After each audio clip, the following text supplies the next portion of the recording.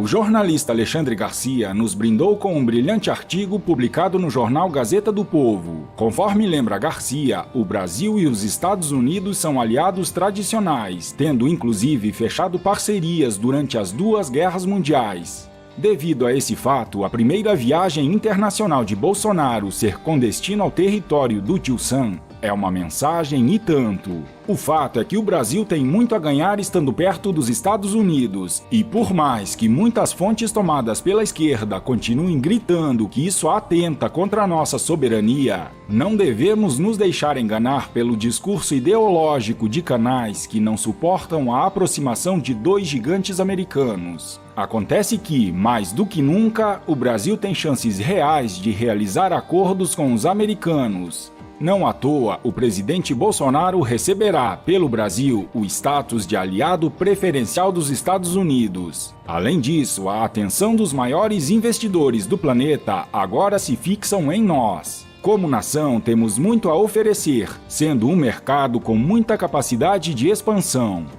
Alexandre está certíssimo. O governo Bolsonaro é certamente o mais capacitado para trazer investimentos estrangeiros, além de ampliar a confiança dos próprios empresários brasileiros. Com a viagem presidencial aos Estados Unidos, a Bolsa de Valores brasileira bateu ontem os 100 mil pontos, recorde histórico.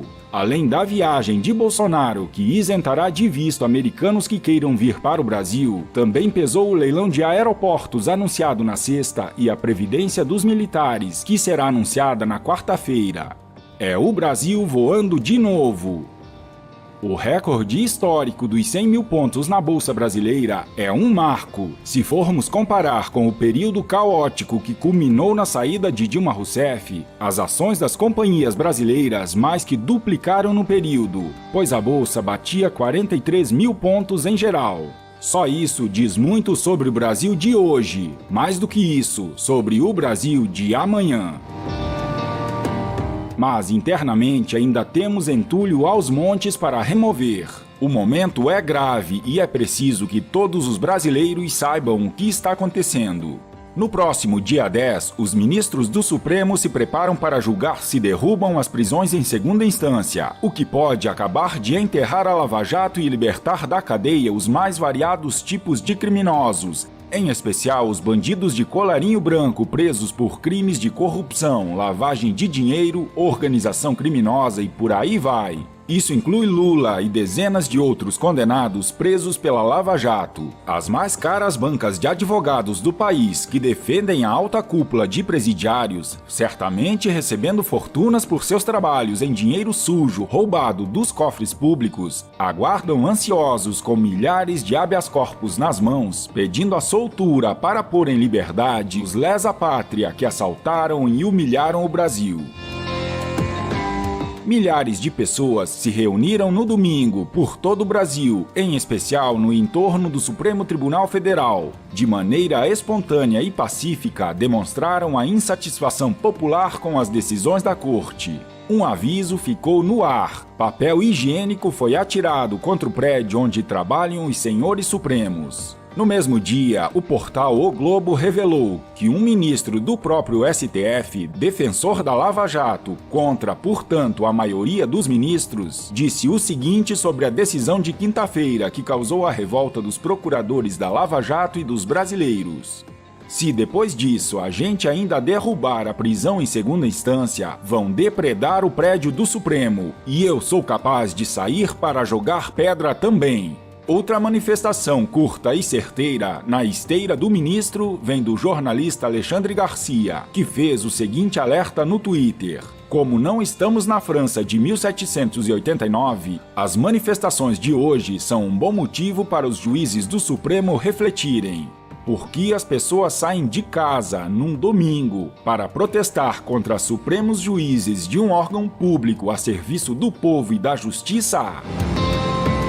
Após declarar que nunca houve tanta pressão sobre a Lava Jato, o procurador-chefe da maior operação de combate à corrupção do mundo e provável futuro procurador-geral da República, Deltan Dallagnol, publicou em suas redes sociais: 5 anos de Lava Jato. Provar a corrupção de poderosos foi a parte fácil. Difícil é vencer um sistema de impunidade moldado ao longo de décadas pela corrupção, que se perpetua e reage. Sofremos muitas pressões.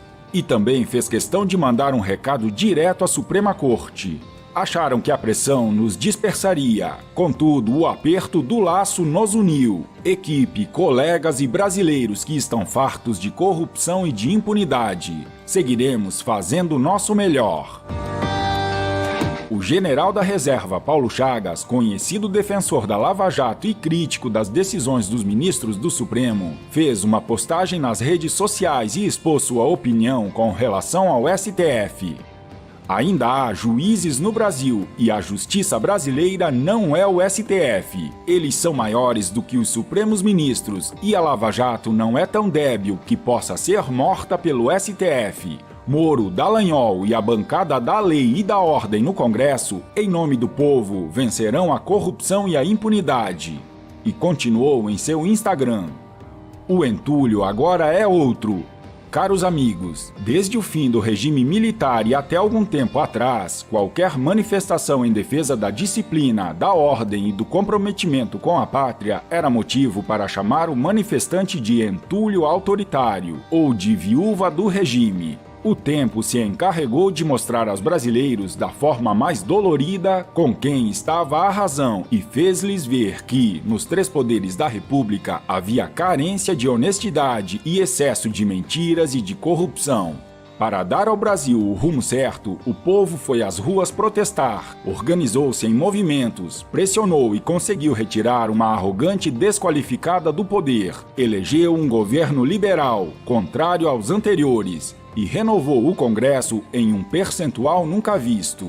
Junto a esta onda de revolta e renovação, surgiram o Mensalão, a Operação Lava Jato, o Petrolão e o melhor de tudo, Lula da Silva foi parar na cadeia. Realmente, com as armas da democracia, o povo brasileiro está fazendo uma grande revolução. Se antes o entulho era associado à ordem, à disciplina e ao compromisso com a pátria e com a democracia, hoje ele se resume às viúvas da corrupção, da impunidade, da libertinagem, do compadrio, da desonestidade e da hipocrisia, entre outros vícios da era pós-moral. Embora esteja perfeitamente identificado, ele ainda não pôde ser jogado na cadeira ou no lixo da história. O povo substituiu o executivo, renovou o legislativo. Resta-lhe agora retirar o entulho. Como sempre, é tudo uma questão de tempo.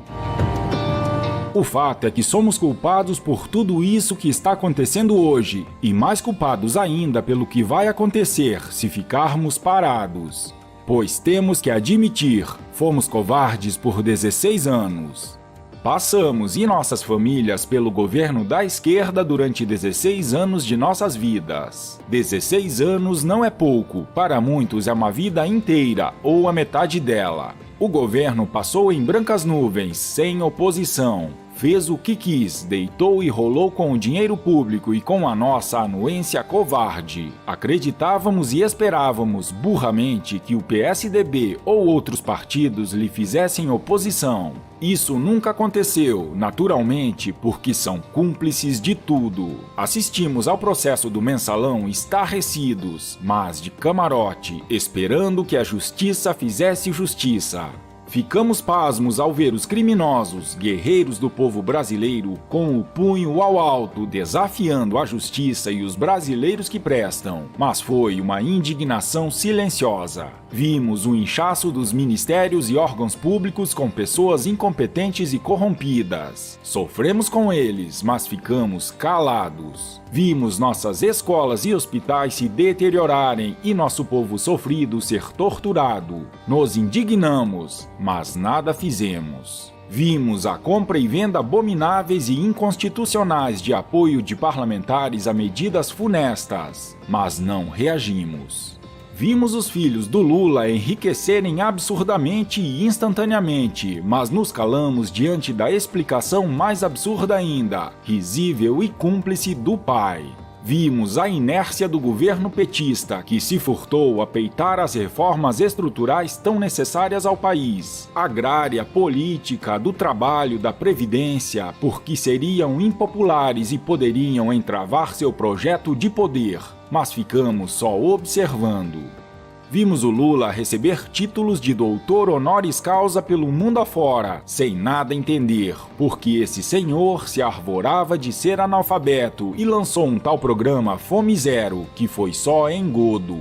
Mas ficamos quietos. Vimos a Dilma expelir suas insanidades e idiotices num português miserável, mas só nos divertimos com isso. Vimos nossos pobres ficarem endividados até os fios de cabelo, devido a uma medida populista e demagógica do governo, que lhes garantiu as dívidas e os abandonou. Vimos os princípios e valores éticos e morais mais caros à família brasileira serem vilipendiados, estuprados, debochados e combatidos pelos progressistas. Mas não brigamos por eles. Enfim, nós assistimos e não reagimos à ruína social, moral, econômica e cultural de nosso país. Nós fomos covardes. Foi preciso que um corajoso e iluminado juiz federal de primeira instância de Curitiba e um militar parlamentar rebelde e igualmente corajoso do terceiro escalão do Exército nos despertassem e nos encorajassem a nos rebelar contra o status quo que nos fazia sofrer e destruía nosso país. Não os tenho como deuses infalíveis, e hão de errar, certamente, e eu lhes permito, porque sei que não terão nenhum problema em corrigir suas falhas. São seres humanos que acertam e erram, mas são dignos da minha mais profunda reverência pelo que são e pelo que fazem, pelo seu caráter e pela sua idoneidade.